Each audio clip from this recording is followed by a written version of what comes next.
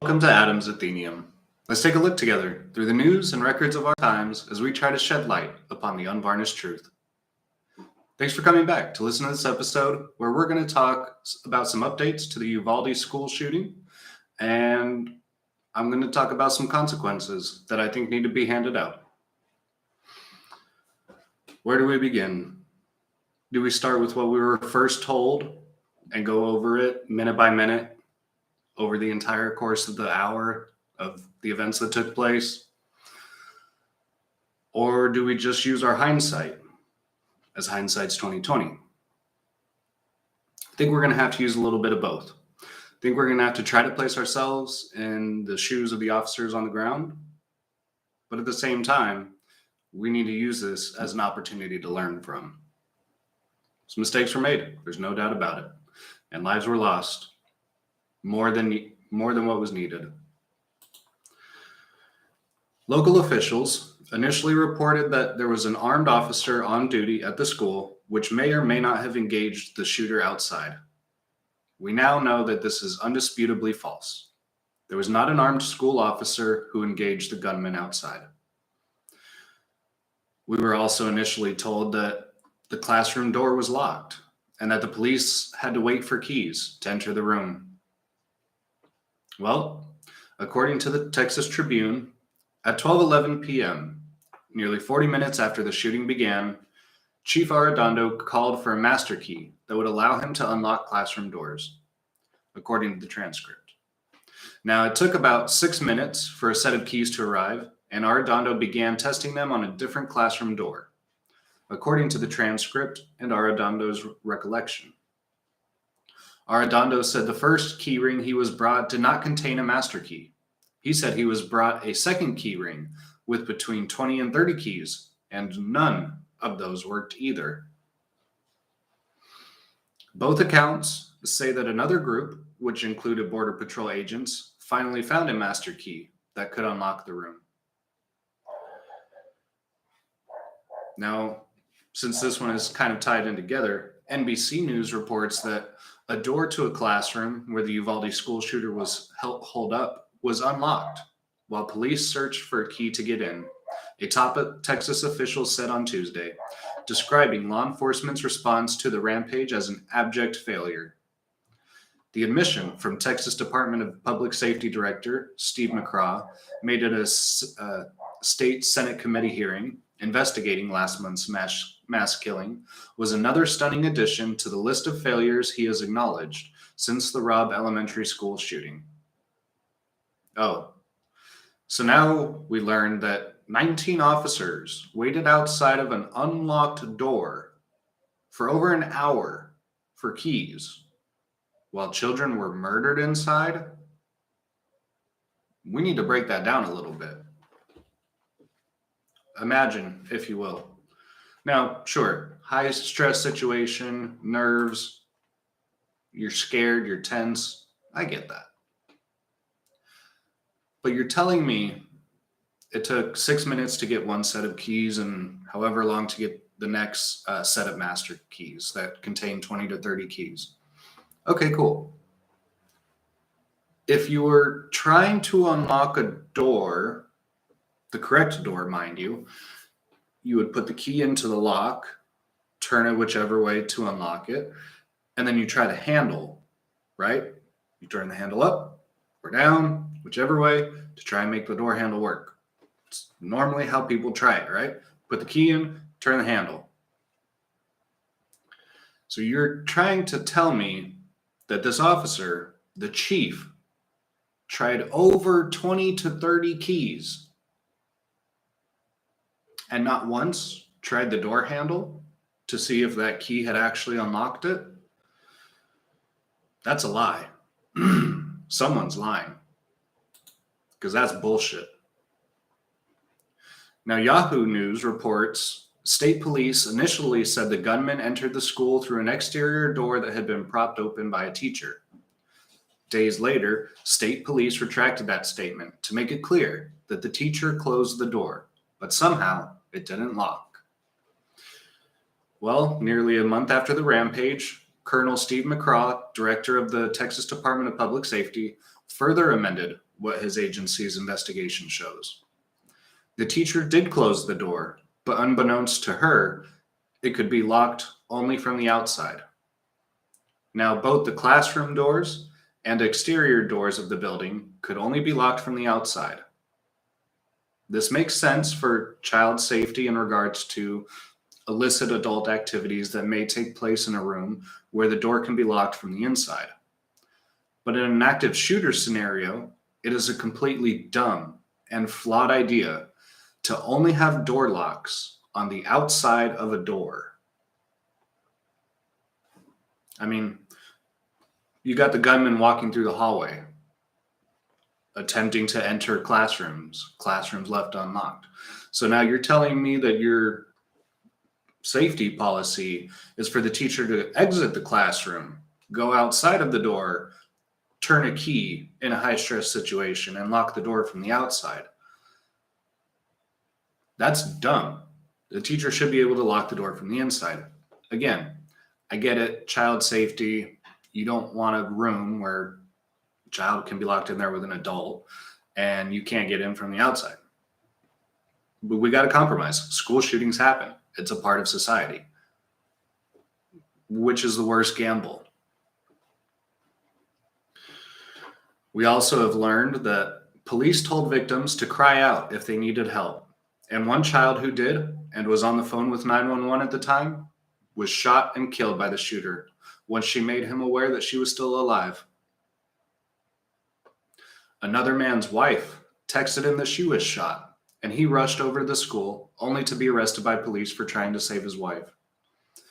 From what I've heard, one adult died during transport to the hospital due to the severity of their injuries. It may have been this man's wife, which means that had he been able to enter the school and attempt to save his wife, which the police were refusing to do, she may have lived. Same with so many other children. Had police made entry an hour, 45, 30 minutes earlier than they had, how many people would have been saved from bleeding out, from going into shock? Who knows? I guess we'll never know. The on-scene and responding units did not face this crisis, but rather hid from it. An off-duty Border Patrol agent had to come in. He was getting his hair cut. He borrowed the barber's shotgun. He left in the middle of his haircut to go end the threat. An off-duty Border Patrol agent had to come in, be told to wait, and yet he still ended up disobeying police orders and rushed in to end the threat. An off-duty agent had to come in and metaphorically tell these scared and lazy cops to F off as he found his courage and took matters into his own hands, ultimately saving who knows how many other victims. That's courage. That's bravery. That's doing what's right. Damn your policies. I get it. I was in the Army. There's things that you have to do. There's procedures you have to follow. There's certain targets you cannot shoot unless criteria are met. That's a problem. It's a real problem. Situations like this happen. I thought we learned after Columbine. Take out the threat, no matter what. If you're the only officer, take out the threat.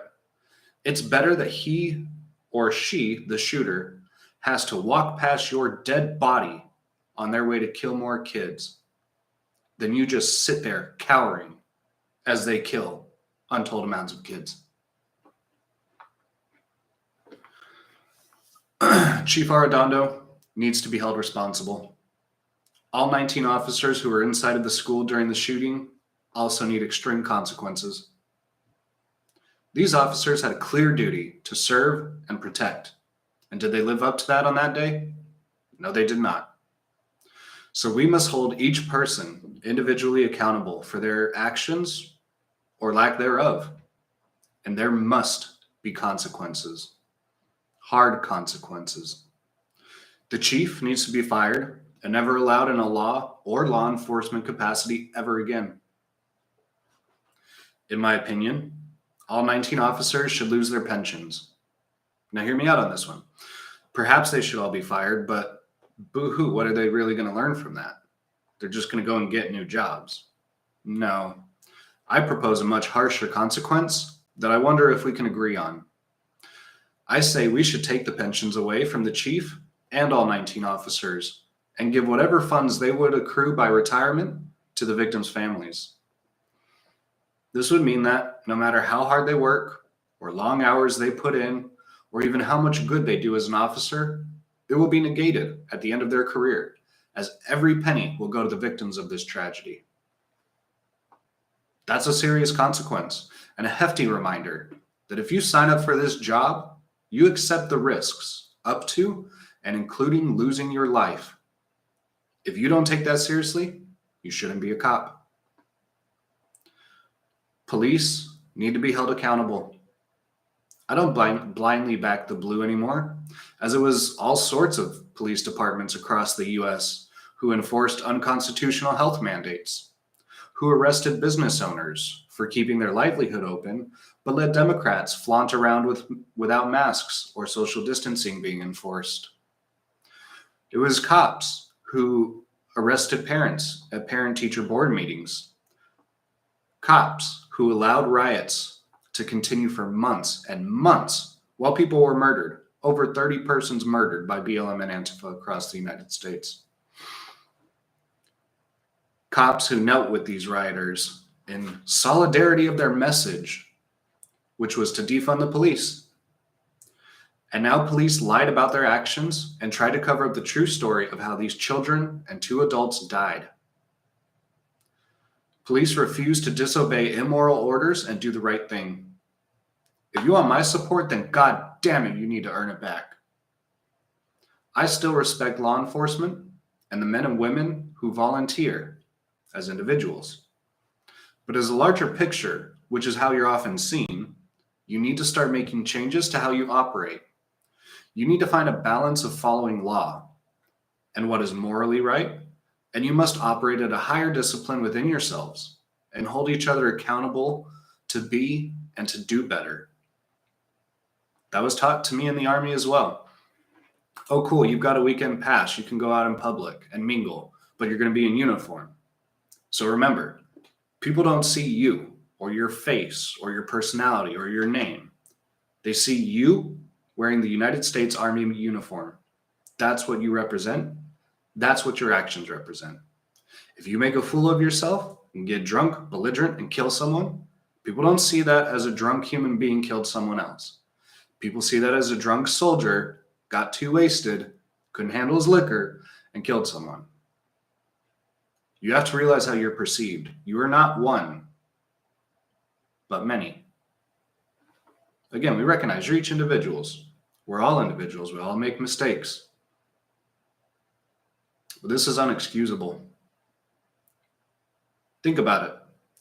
19 children, 2 adults. Not one of them had body armor. Not one of them had a gun. In the hallway, 19 officers waited with body armor, with guns, helmets, ballistic shields, riot shields. And they waited. And they lied about trying to enter the door. There's video camera footage of them never even going up to this door to try to see if it was unlocked. You want my support back? Police departments across the U.S., individual officers, quit lying to us. I've been in a somewhat similar position to you. As a soldier in the MOS that I was in, I had to learn how to search people, detain people, arrest them per se. And I've been in security guard positions where you have to know how to detain people.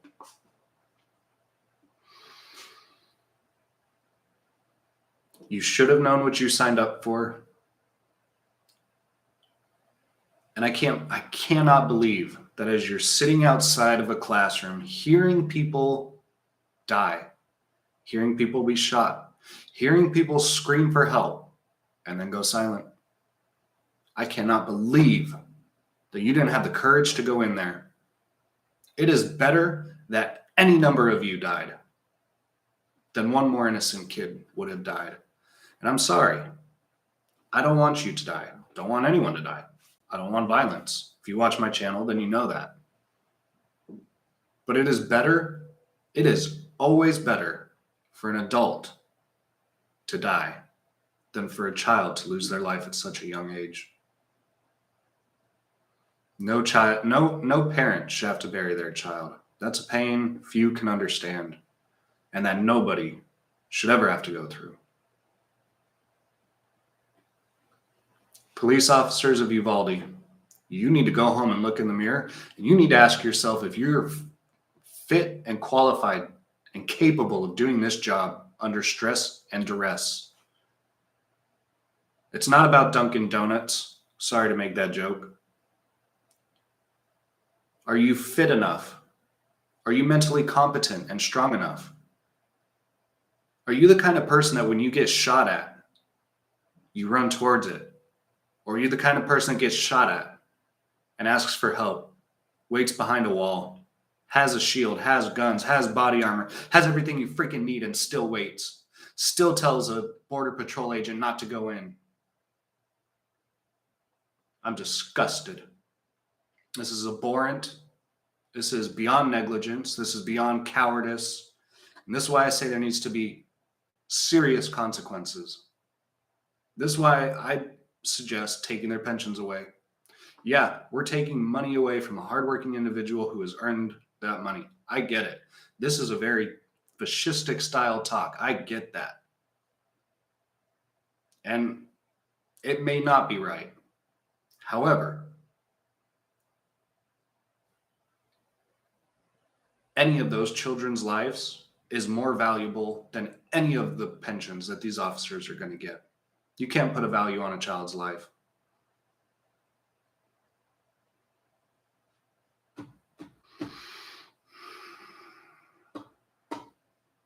Part of this, I think, came from the Defunded Police movement.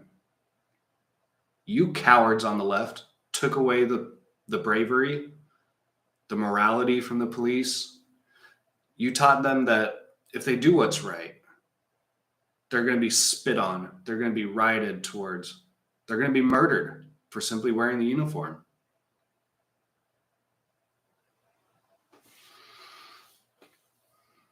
That's all I've got for now. There's more updates. There's more lies that have been told. There's misinformation that's been put out. There's still an ongoing investigation. So potentially the chief and these 19 officers will be held accountable. But I hope it's serious. No one is above the law. Who knows how many kids would still be alive or could have been saved. Same with the adults, if they could have been saved. We don't know because you failed to go in. That's on you. All 19 of you. And I hope you live with that painfully for the rest of your life. Because that pain is nothing to what the parents are going to go through.